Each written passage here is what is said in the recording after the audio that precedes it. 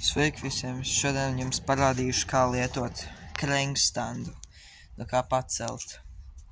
Labi, sākam vispirms, kas tev ir jāizdara. Redzi šito uz augšu paceļam.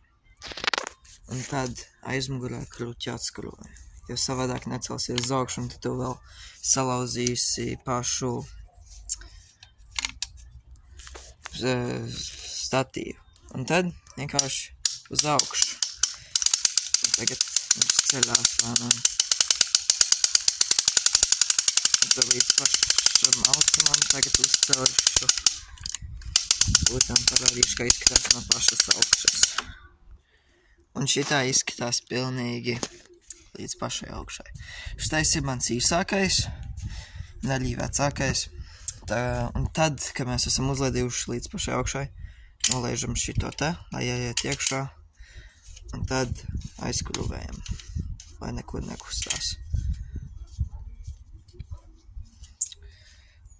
Nu, un tā, kad ir cieši, tad ir šitā smuki.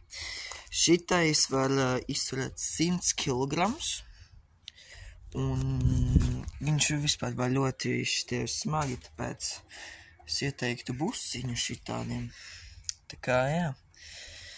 Un tagad es jums pastāstīšu pa laišanu lejā. Šitiem statīviem ir jāpiedod spēks, kad laiž lejā, jo savādāk tur iekšā var sapiņķerēties, un tad vispār tur būs pizdā. Tā kā vienkārši griez roktaru uz otru pusi un piedod spēku pie pašas trūbas. Un tā kaut kā, paldies, ka jūs skatāties, un uz redzēšanos.